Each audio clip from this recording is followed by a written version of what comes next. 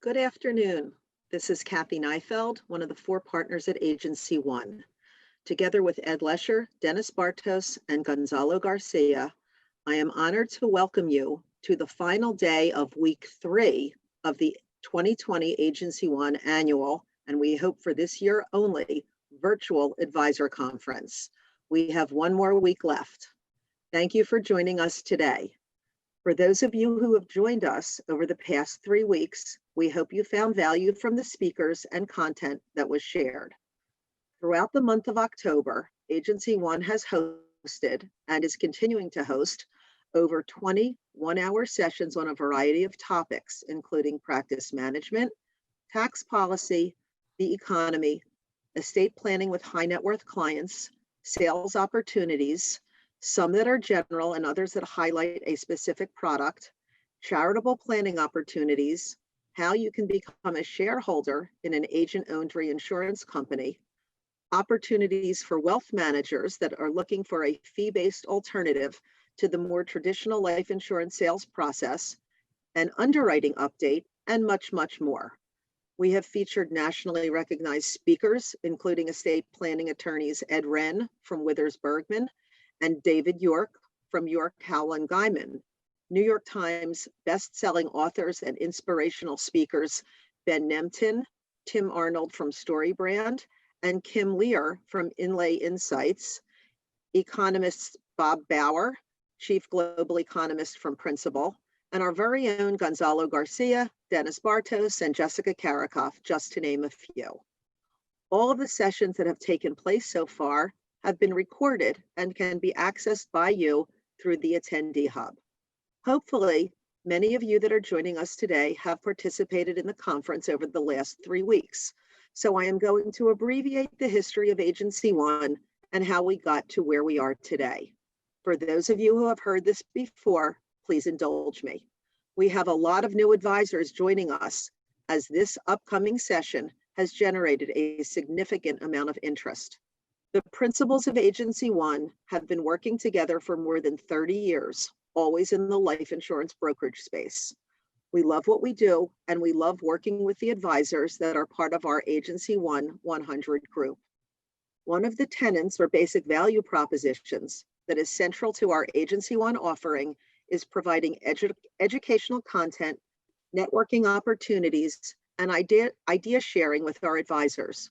We hope we are succeeding in providing this to you in this virtual format. For those of you who have attended our conferences in the past, thank you for being with us today. For those of you who do not know us, we hope this experience will give you some takeaways that will help you grow personally and professionally, and that it will expose you to the culture, capabilities, and professionalism of the Agency One organization and family. We have a terrific session later this afternoon and a great schedule for next week, our final week of the conference, and hope you will be able to attend all of the remaining sessions. Once again, the entire meeting is being hosted through an attendee hub where you have access to the entire agenda, live streams, virtual meeting rooms, and a virtual exhibit hall for our insurance company partners.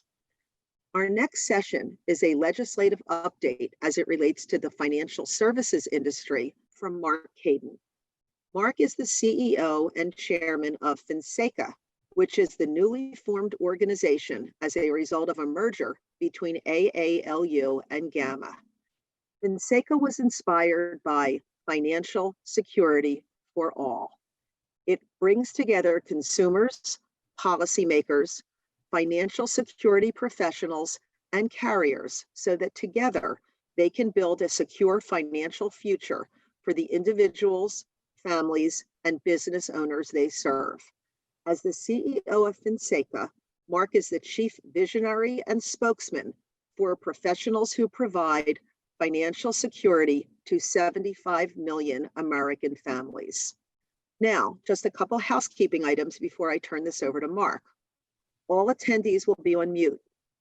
Please submit questions through the chat function in the attendee hub. I'd like to emphasize this for a brief minute.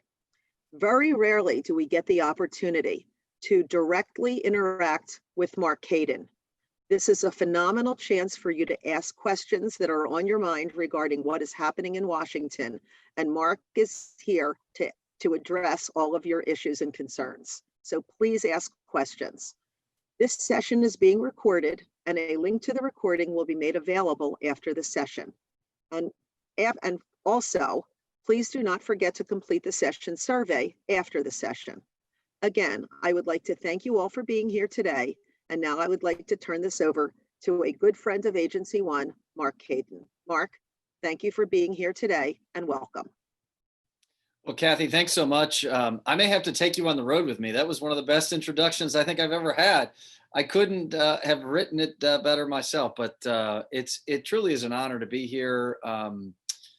Kathy, thanks for all your involvement, not only with Finseca, but Forum 400 and all the industry work that you do. My good friend Gonzalo, we've gone back. It's helpful to have a group like Agency One here in town because we can lean on them to do all kinds of different things for the profession, and obviously Ed and Dennis, the whole team at Agency One. Just appreciate the partnership and really glad to be here. I just want to emphasize the point that Kathy made about questions. I'm going to give you 30 minutes or so of my perspective. I'm going to talk about Finseca. I'll talk about kind of the political environment that we're in. I'm going to talk about what the potential outcome of the next election could mean to you, your business, your clients.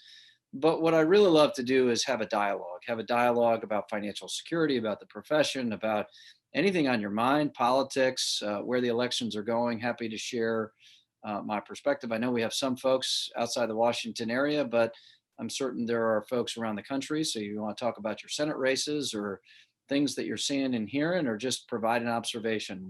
Would love to have as much of a virtual dialogue as we can. But as I said, we're going to cover three things today before we have that dialogue. First, we're going to talk about Finseca. Second, we're going to talk about the political environment. And third, we'll talk about what the outcome of the election could mean for your business. And I'm here on behalf of an entire profession. I call it the financial security profession, because I think what you uniquely do, whether you're at Agency One or you're a producer or an advisor out in the field, you're a member of a profession that uniquely provides financial security. And we created Finseca, as Kathy mentioned, as part of a merger between ALU, which typically represented the high-end advanced producers, and Gamma, which represented kind of the general agents in the career system. And, the former CEO, now president of Finseca, former CEO of Gamma, now president of Finseca, Bonnie Godsman, and I have known each other a long, long time. And as we started thinking about outcomes, whether it's brand and reputation, whether it's, the professional development or the failure rate of new advisors that enter the business, whether it was the advocacy outcome, whether it's broader issues like financial literacy in this country. When we think about people like Susie Orman and the megaphone that they have relative to what all of the industry organizations that represent some segment of the profession, we just simply felt that we could do better. And we can't allow the status quo to provide us with this ease. And we felt like we could do better on behalf of the profession. And this is just a snapshot of all the different organizations that represent some version of the profession. And if you notice, this is a sea of letters. And I have lots of friends and lots of organizations that represent segments of the profession or the industry really well, and they're represented by a series of letters. But we didn't want to be a series of letters that described what the profession, who the profession was. We wanted to be an organization that talked about what you do. And so financial security for all is the inspiration behind Finseca. We've designed Finseca to be a unifying force to bring everybody, whether you're a brokerage, a BGA, a member of a producer group, an advisor, a general agent, a manager of an agency. We've designed this to be an open architecture platform to bring the profession together so that we can produce three outcomes. We want to elevate, accelerate, and advocate. We want to elevate, accelerate, and advocate. We want to elevate the profession. According to Gallup's last survey, January 2020 survey of honesty and ethicalness in professions, the insurance professional ranked just above members of Congress in terms of the perception of the public and how ethical and honest they are when it comes to conducting their business. Ranked just above members of Congress. And I think, let's be honest, we all hate members of Congress, give or take. I happen to admire, respect, and friends with many of them, but the reality is members of Congress are not held in higher esteem, and insurance professionals just above that. And I think the toll of the Susie Ormans, of the fee-only sort of model, of the Ken Fishers and Dave Ramseys, of the steady drumbeat of negative and misleading media has taken its toll on the profession. And when you look at who is there to stand up to people who promote negative advice, we have a sea of different letters. And so Finseca is about being a unifying force to elevate the profession, because what you do is noble. And we also have to aggregate our power and then take the message of how beautiful this profession is into different communities. We need to increase the number of women in this business. We need to increase the number of people of color. And then we need to take that message of financial security into those communities. So that's a big, big, audacious goal, but that's why we have spent the last year bringing ALU and Gamma together to create Finseca. We also want to accelerate outcomes.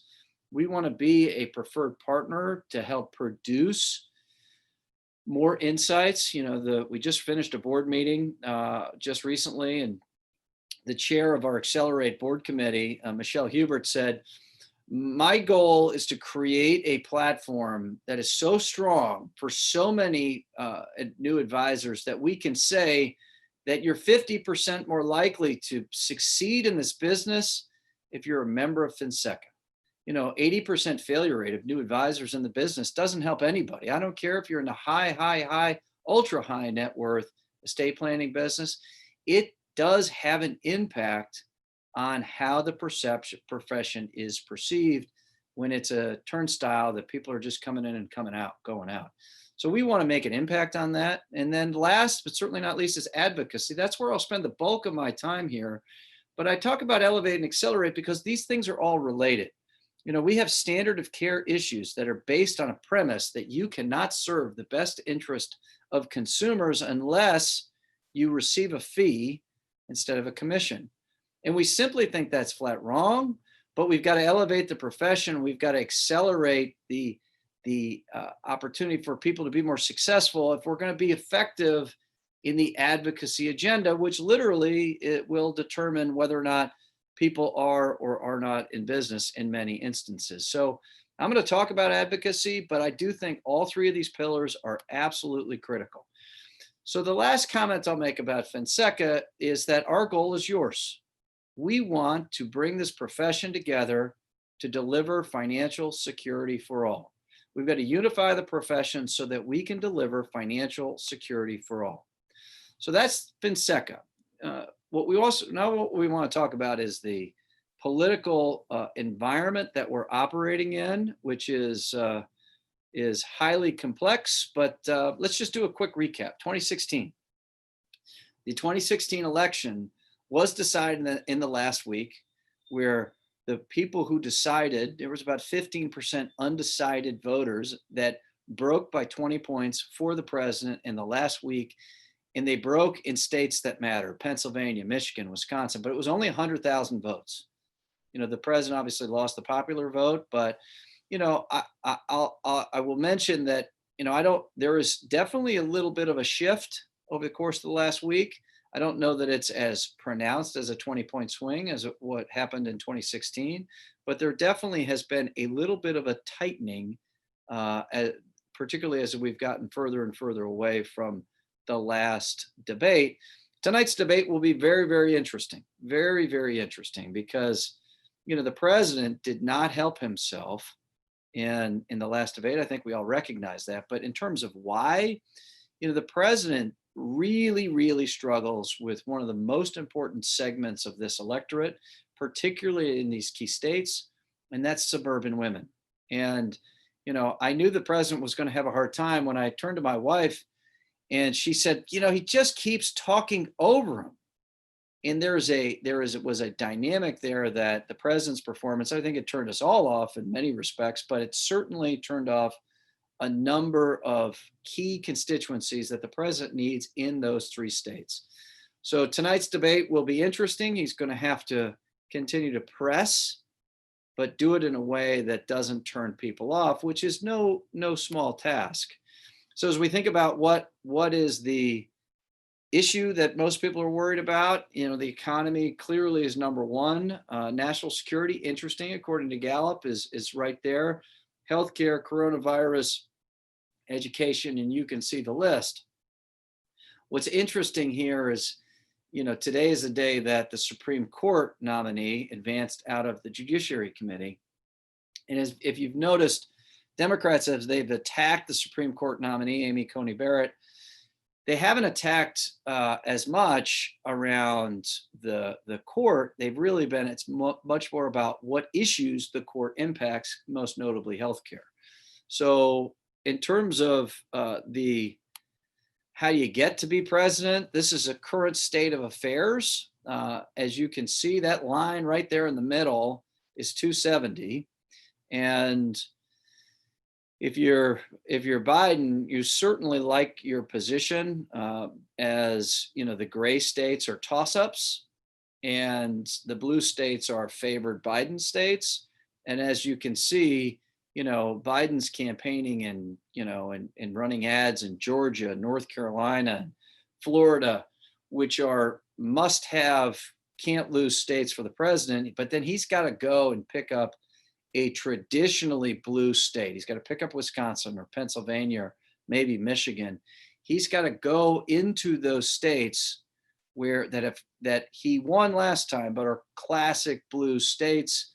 And a lot of these races are not on the 270 to the left of your screen.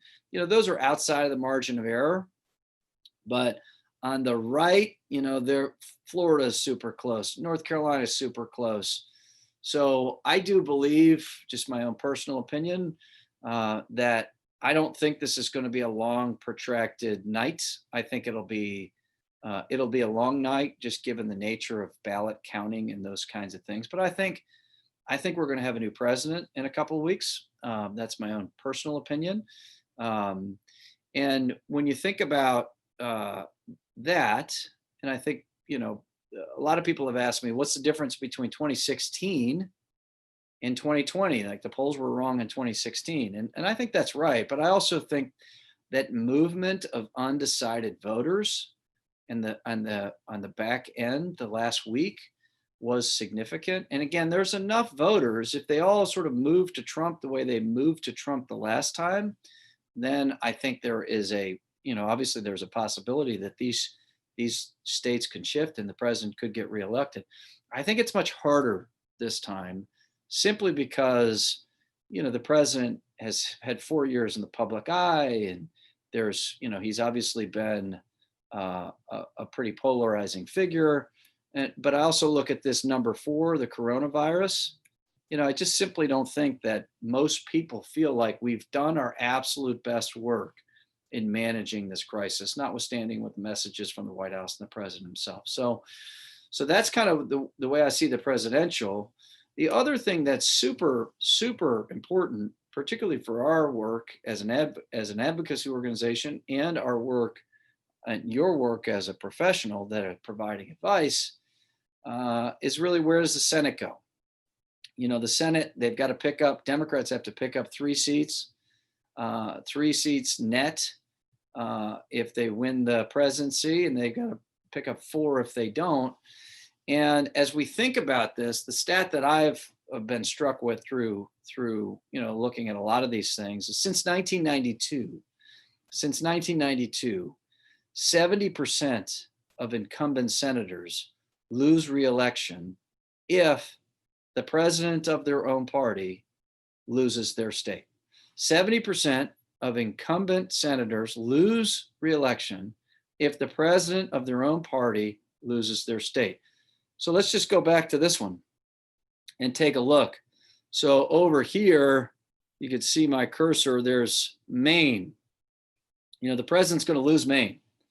So that's a Senator Susan Collins is up, and she's kind of an institution, but it's a very, very difficult environment. And the two big issues in Maine right now that are hurting Susan Collins, the Supreme Court, which is the one state, one of the few states that really doesn't, the Supreme Court battle doesn't help, and her vote on tax reform. So she's taken the Supreme Court vote this time, the Kavanaugh vote, and her vote on tax reform. So you've got Maine here, you've got Colorado in here, Senator Cory Gardner. So he's in a tough spot as well. So as we go through and look at some of these states, you got two states in Georgia, you've got a state in North Carolina, you've got a tough race in North Carolina, you've got a tough incumbent race in Arizona.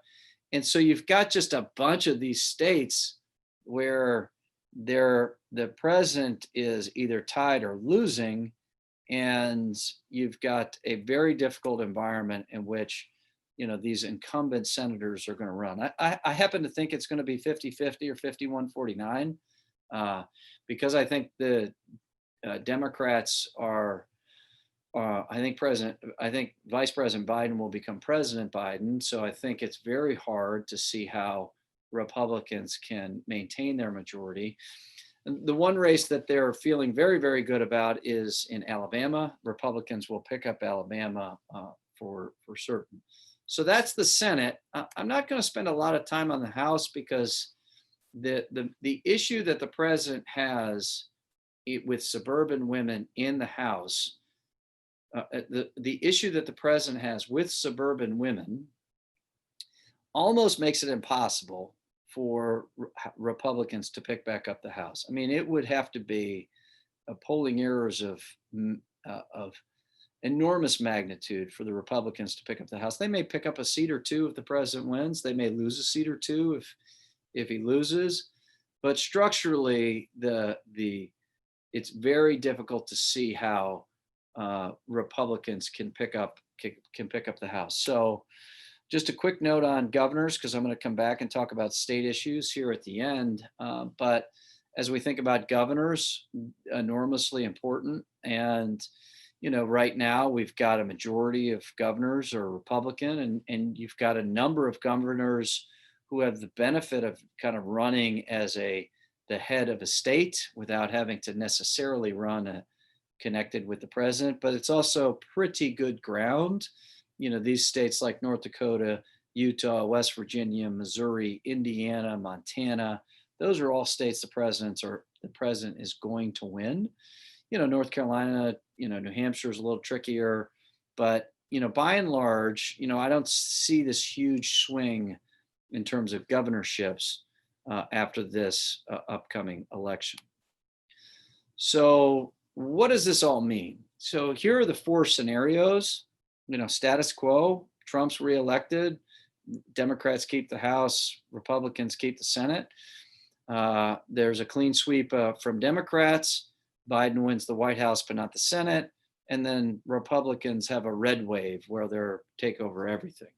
I'm only going to focus on one. Happy to take questions on any or all of these, but I'm really going to focus on what I think is the most likely outcome. Now, wave is a little strong in that, we're not talking about the 60 senators that Barack Obama had when he won the presidency in 2008. We're talking about 51, 52, maybe 53 Democratic senators. By the way, the difference between 50, 51, 52, and 53 are exponential, right? It's not like 50 to 51 isn't relevant. From 50 to 51 and from 51 to 52 and from 52 to 53, each one of those highly, highly relevant, because you do have a number of Democratic senators like Joe Manchin in West Virginia who are much more conservative in their orientation. Many people thought Manchin might switch and become a Republican after the president won his election in 2016. And so the difference between 50, 51, 52, 53 is really, really real.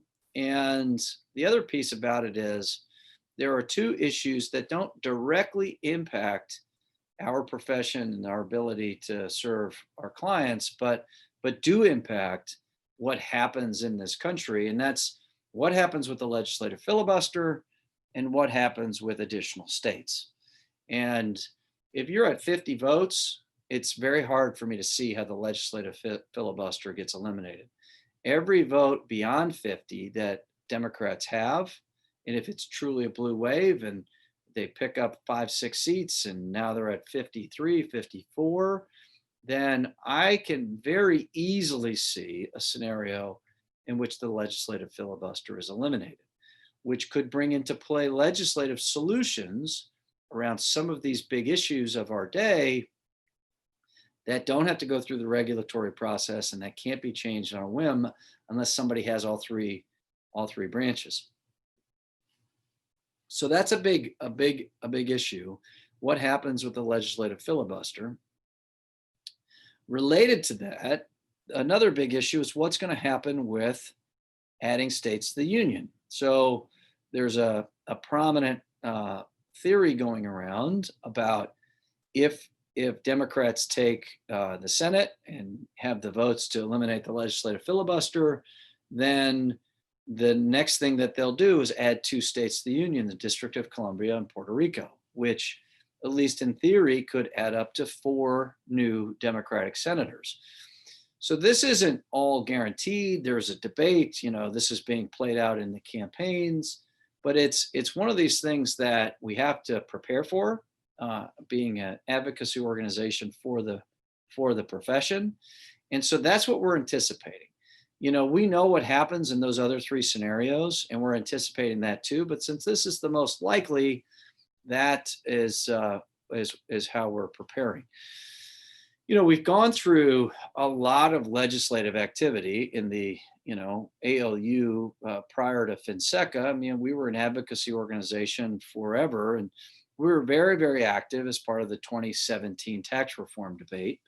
And we were really successful. If you look on this list, inside buildup was not threatened. If you go back to 1984, 85, there were Treasury proposals the last time we did tax reform to tax inside buildup. We made a strategic move at ALU a number of years ago and said, you know what? The inside buildup of life insurance is taxed appropriately. The inside buildup of life insurance is taxed like any other capital asset, where you don't tax the appreciation of that asset unless there's a realization event, unless you have the cash to pay the tax. So if you have a house that appreciates and you sell the house and there's an appreciation or stock, then you have the cash from the appreciation to pay the tax. So we made that argument to the Joint Committee of Taxation, which is the official scorekeeper of tax preferences, and we were successful. In 2015, the Joint Committee, first time I'm aware of in its history, removed inside buildup from the tax preference list.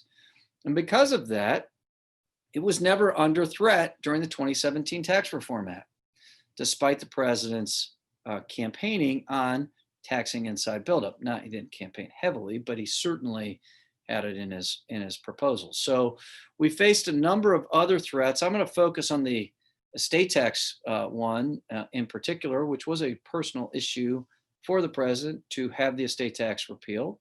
But we were successful. Didn't get perfect outcomes, but we won far more than we lost. And we were also able to secure the most significant tax relief in the history of the profession, when the profession was included, thanks to our advocacy for the 199A tax deduction, that 20% pass-through small business tax deduction applied to life insurance commission-based businesses. And people that have taken advantage of that over the last couple of years have saved millions of dollars in taxes, and which we think is a good thing. anything we can do to strengthen the profession, that is what we're here for. So as we think about some of the challenges that we face after the next election, assuming that we have a blue wave, every single one of these, to one degree or another, is under threat. Now, there are also some opportunities connected with some of these issues, but every single one of these is under threat. So as we think about the matrix of issues, one of the things we did a couple of weeks ago is launch a state advocacy program, starting with Finseca, New York. It's currently a chapter, but our goal is not to create a chapter system. But we have developed a new partnership with a group in New York, launched Finseca, New York, as a start of a state advocacy campaign. And one of the things we realize is that as you look at the issue set and the issue matrix, standard of conduct, we mentioned that legislative filibuster. What happens if they have if the President Biden wins election? We very well could see a rewrite of the Reg BI rule from the SEC, the DOL rule. But the DOL will still be constricted in some part by that Fifth Circuit case that vacated the last DOL rule, which was put forth under the Obama administration. But in a blue wave where you have no legislative filibuster, you could have a legislative standard of conduct written by Elizabeth Warren. It's not outside of the realm of possibility. So we've got these states like New York and others that are considering, standard of conduct rules.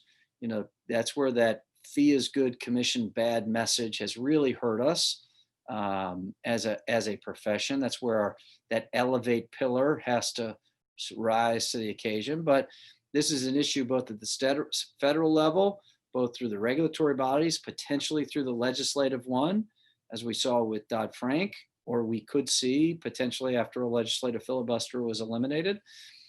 Then we've got these issues in the states as well. We got tax and budget issues. We just closed the federal books, $3.1 trillion deficit. We're fortunate or unfortunate, depending on your perspective. They just print money. Just put another $1 trillion on the debt. At the federal level, they can do that. States, there are 28 states, all have significant budget issues that have balanced budget amendments. Now, this could get mitigated in a blue wave because one of the judgments that they could do at the federal level is to send, $1 trillion, $500 billion, $250 billion, something like that, to help offset the state budget gap. So there are pluses and cons to that, but the budget pressures are real. And we're going to see, premium tax increases. We're going to see things like corporate tax increases. We're going to see things like estate tax increases. There's just no question that the budget pressures, people are going to be looking for revenue. So there are some threats to the advanced markets on the federal level. Here again, there are some opportunities, as we think about if there's a blue wave, the estate tax exemption is definitely going down, and which is the argument we made in 2017 to Republicans. We said as soon as there's a switch in power, the estate tax is going to get tinkered with again. But I would expect under the most likely scenario, again, that sort of blue wave, that under any scenario, with or without the elimination of the legislative filibuster, we're going to see meaningful tax reforms. And that estate tax exemption, $11 million per couple, indexed for inflation, automatically portable to the second to die, all of those kinds of things, that all of that is going to get changed. Maybe portability survives, but the exemption is going to be $3.5 to $5 million a person, sort of where it was in 2009 versus where it was kind of pre-2017. It'll be in that range. The gift limits will be significantly curtailed. One of the arguments we made in 2010, 11, 12, that we ultimately got done at the back end of the fiscal cliff deal was reunifying lifetime gift and estate tax exemptions. We made the case that it's better public policy to promote sort of a unified estate and lifetime gift regime there's no guarantee that that is going to take place. The kind of fourth quarter, back end of this year, first part of next year, I would expect, and I would expect you to be advising your clients to take advantage of the lifetime gift limits while they can. We have done a number of an extensive amount of work with the IRS in terms of clarifying how that how that extended lifetime gift would be treated should the exemptions go back down. So we feel pretty good about what we've been able to just secure from the regulatory process with the IRS. But there's also a whole host of different, the Senate Finance Committee minority staff, which will be the majority staff under a blue wave, have done a lot of looking at, do grants make sense? Do minority discounts, valuation techniques, private placement? I mean, they have done a thorough analysis of estate planning techniques. And so I would expect meaningful scrutiny on all of those things as part of a tax reform process next year. We're also looking at things like deferred compensation, which we believe, is an important retirement savings tool for millions of Americans.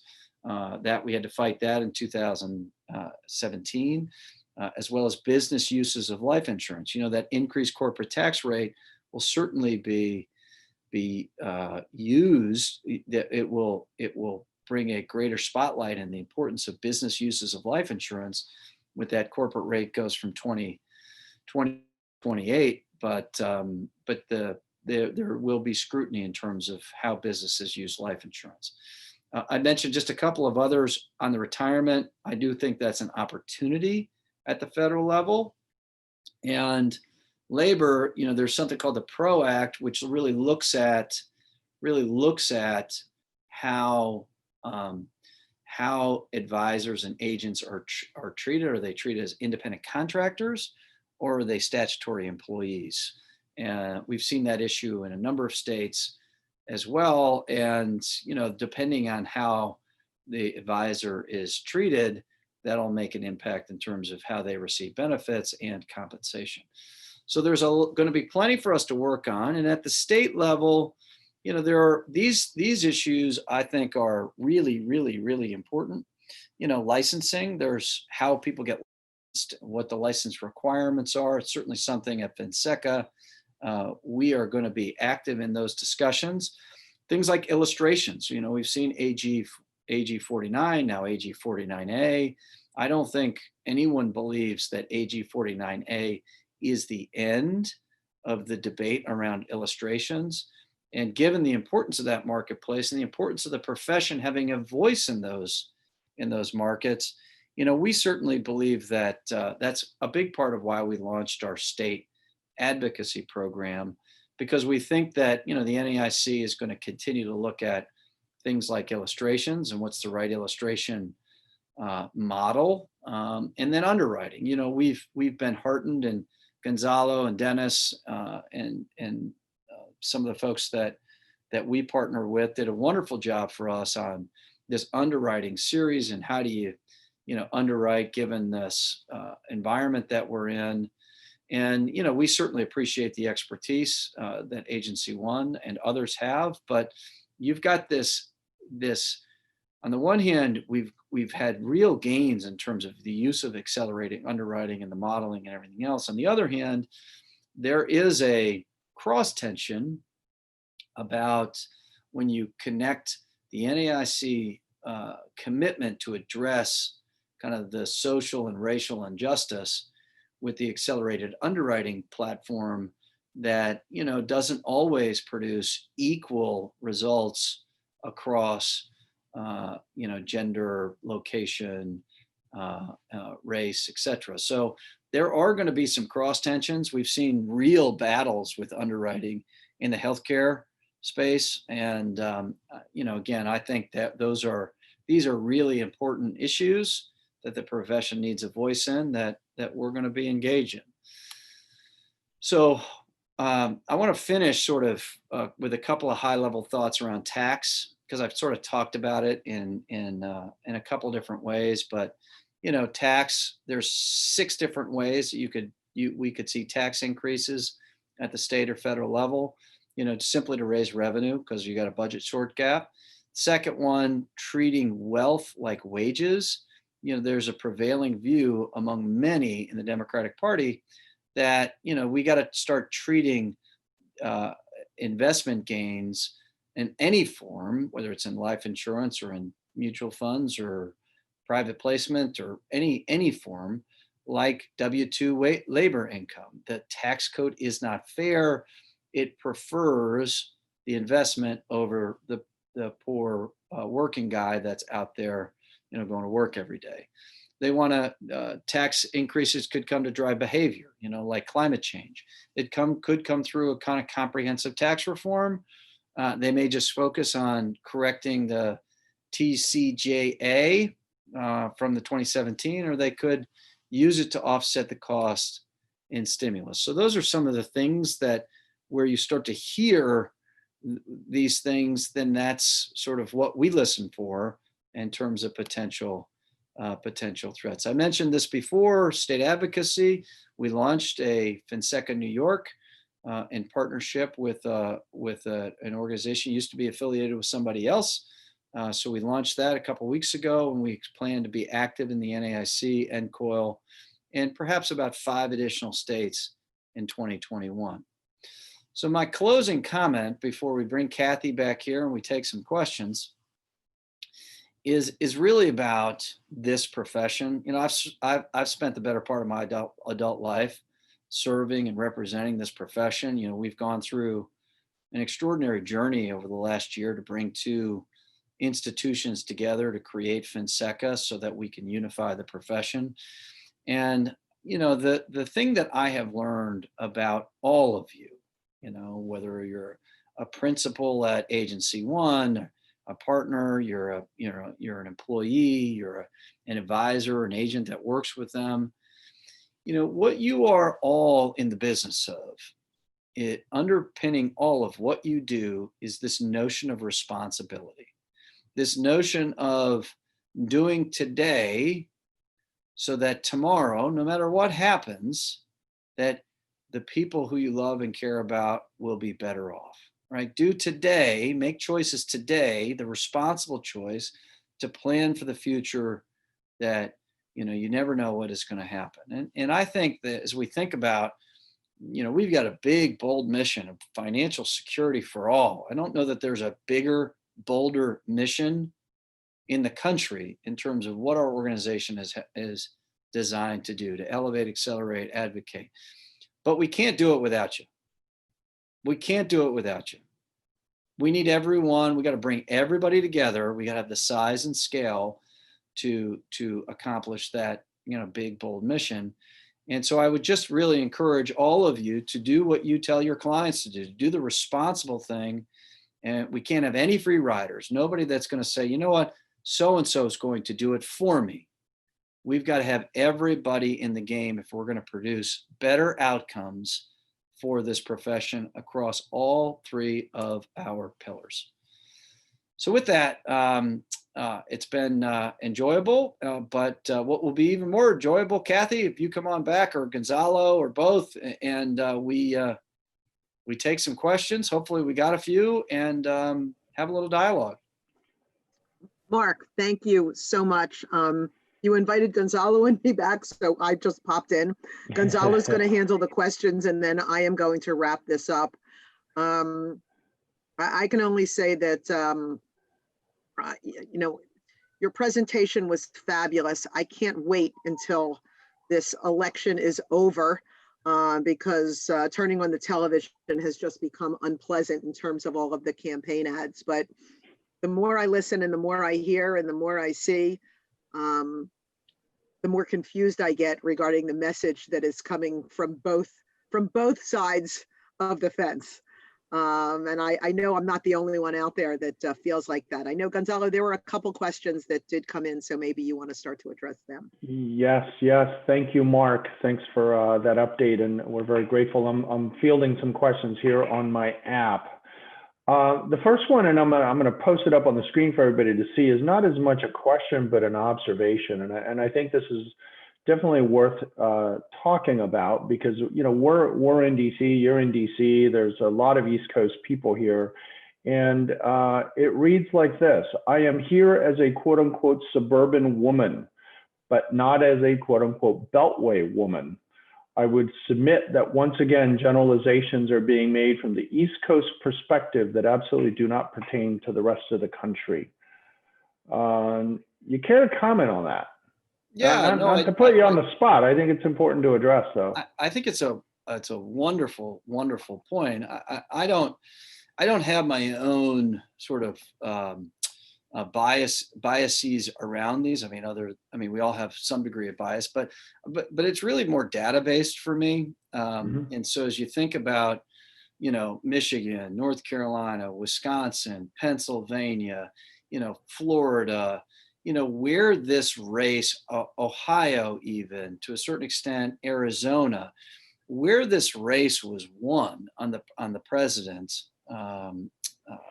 when the president won in 2016, what everybody had in common, pretty much what everybody has in common, is they're sort of not super crazy about those of us who live inside the Beltway and who do what I do for a living, or, politicians and those kinds of things. But where this race was won is that kind of that suburban / rural crowd. There was a neutralization of the president didn't win suburban women, but didn't lose them by the numbers relative to what he won kind of rural America and white working class men in particular. They showed up in droves. Yep. So that's what happened. Those are facts. That's not a judgment. But I do think the point is really good in that, we all feel how we feel about the president. And, I was one of those pseudo experts that was pretty sure Clinton was going to win. When we went to bed. And, obviously the president has a connection to an enormous swath of this country who believe in his policies, believe in he's fighting and raging against the machine, the swamp, as he describes it. So there is the intensity around support for the president, albeit for not a majority of the country, even a majority of the country in states he has to win, like those ones he won last time. The intensity is really, really strong. So I have no doubt that the president's people are going to show up. And I think the vice president's people, Vice President Biden's people, will also show up. And in that scenario, I think that the vice president wins. But it's a really good point, and I will try to be more precise with my language and not be so generalistic in terms of how I comment. Well, thank you for that, Mark. We do have a few questions here, and I would encourage anybody who has questions to please post them on the live stream question app. One question I got in a text, actually, not on the streaming app. Do you think that there will be no tax impact to the middle class if Biden is elected, as he is maintaining on the campaign trail? Well, it's sort of how you define middle class, right? So, it's what's interesting about the definition of middle class. It's, the median income in this country is $45,000. Biden has said that he's not going to raise taxes on people who make under $400,000, which, you make $400,000. You're probably not in the middle class by any objective metric, but I do think I think that there will be limits to how far down. 400 maybe the number, maybe it gets to 250, but there will be limits to any ambition for the vice president, then President Biden, to raise taxes on the middle class, similar to what happened with President Obama.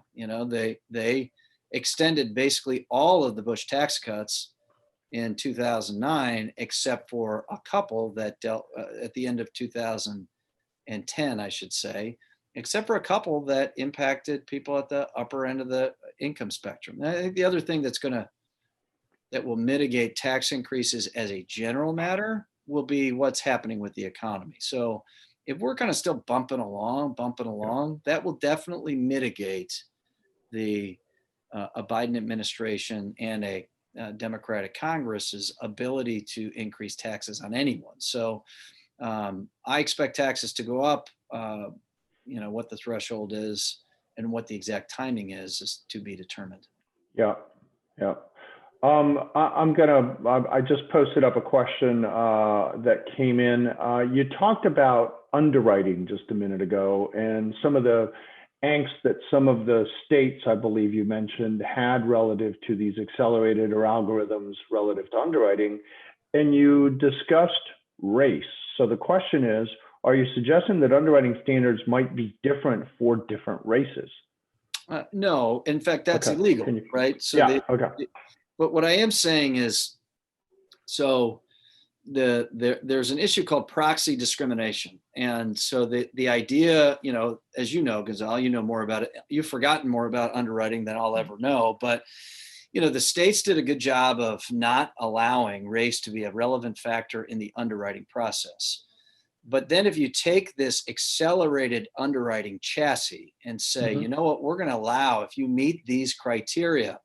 And then if it happens to be that the people who meet that criteria are overwhelmingly kind of white and live in certain areas, and they have a preferred access to an accelerated underwriting process, the question becomes, is that proxy discrimination? And that is going to be a debate within the NAIC. What I can tell you, having had conversations with the CEO of the NAIC, Marc Cadin, the issue of social injustice and racial injustice is a personal one to the commissioners.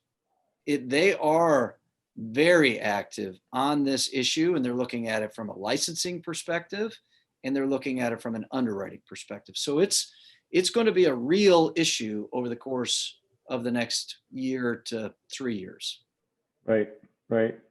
Well, thank you for that. I have a question for you, Mark, in the absence of any other questions. And again, please post your questions to the live stream app. Mark, you put up that page with all of that alphabet soup there. And I'm sure there are many people on the call that are members of NAIFA or Forum or other organizations. And I know that there's been a movement at ALU and Gamma to bring those two together, as a unified front in this industry, representing all of the different organizations, including NAIFA and Women in Financial Services and so on and so forth. When is it that we begin to have more cohesiveness within the membership organizations that we're all a part of to really present and complete the goal of Finseca? I mean, what's your long-term goal there? Well, our long-term goal is to unify the profession. I mean, the reason why we created Finseca is because when we did an analysis of all of the organizations, and everybody has their favorite, some people like NAIFA, some people loved ALU, Yep. But when we did the analysis of the industry organizations that represent segments of the profession, no industry organization, and I worked at ALU for a long time, but no industry organization had the brand capacity to unify the profession. No organization, everybody sort of that was a member of all these organizations, they all sort of, if you were a member here, then you didn't like this group, or vice versa, or you had to have your own group because you got to preserve this mission. So we created Finseca really as a platform that's new. It's about financial security for all. We all agree with that. And so then we can have the opportunity to have dialogue. It's not about the letters anymore. It's about the cause. And so I think what's going to happen over time is people like you and the people who are on the phone are going to have to weigh the cost benefit to preserving a smaller mission. ALU had a smaller mission than Finseca. Right. ALU was a high-end advocacy organization. by merging with Gamma, what we had to do is we had to expand the mission. And I'll tell you, while we got 98% vote of approval, which we all were surprised how high it was, I can tell you the people who called me and said, what are you doing with this? And I don't really, these GAs, and what are we doing with them? And like, well, I don't know. What's this leadership stuff?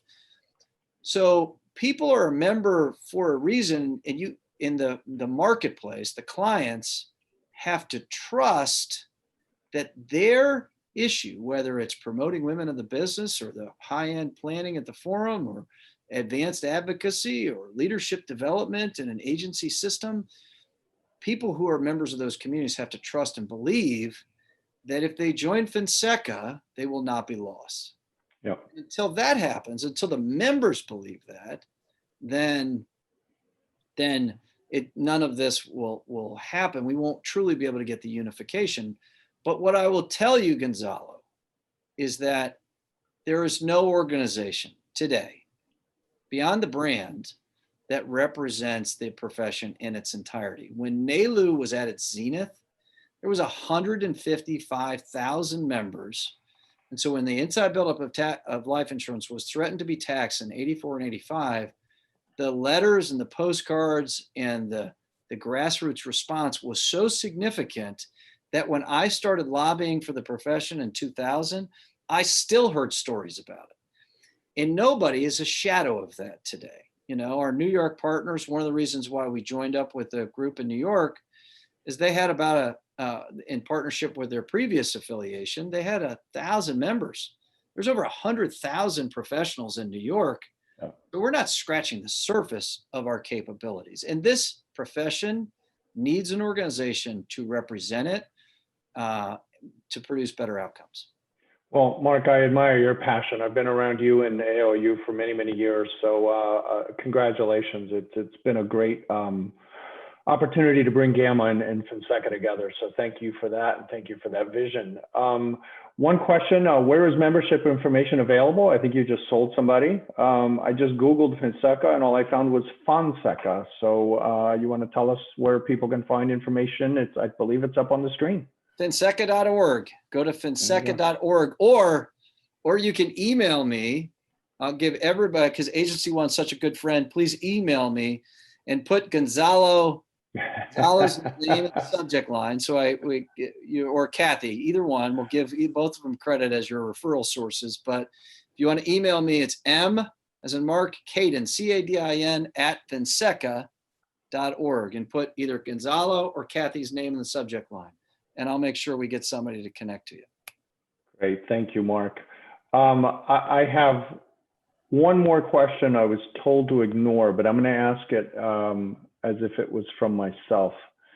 The whole concept of career politicians, you know, some of these people are there for 30 years, 40 years. You know, how do you feel about term limits, and how do you feel about the whole concept of a career politician going away?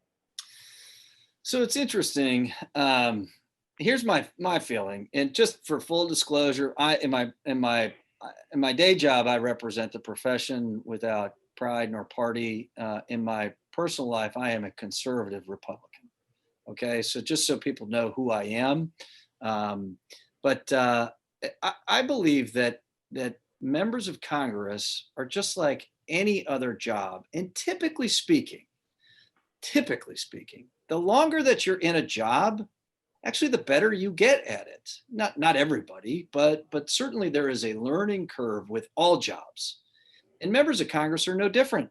And I think if you put term limits up, then the challenge that I have with that is you shift all of the power where many people would think exists, but it's not actually the case, to the staff and to the lobbyists. All of the expertise would reside in somebody other than who we're trusting as part of our democratic process, as part of this republic, in order to vote and represent us. So I am not a fan of term limits. But by the way, my previous job before I worked at ALU was a 7th grade civics teacher. So if you really want to have me back, I will give you lots of opinions about civics in this country. But I don't think they make sense. I think it's our responsibility as citizens to evaluate whether people are doing the good job and representing us the way we want it and representing our values. And then our job is to win, like our job is to vote them out and to win the debate of the day. So I think it's easy to project the problem as members of Congress. But the reality is, and this hasn't changed since Ben Franklin said it coming out of the Philadelphia Convention in 1787, we get the republic that we deserve. And we only get to keep this if we do the work. It's not a spectator sport. Yep. It's a great point. And Mark, thank you for that. I don't think we have any more questions, but I'm just going to challenge you to a conversation about Puerto Rico becoming a state. And we'll have that one over a glass of wine or a cup of coffee or something, because I love it. I can't wait. Being from Puerto Rico, I don't know that that's ever going to happen. But anyways, Kathy, back to you. Mark, thank you for your time and insight today. We're very grateful. Thanks for having me. Mark, thank you very much. That was terrific.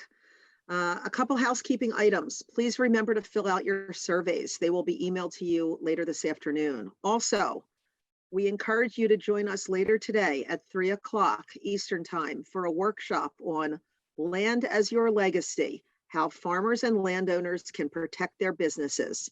Nationwide has put together a very robust legacy planning program specifically designed for clients that are either farmers, landowners, or are in the agriculture business.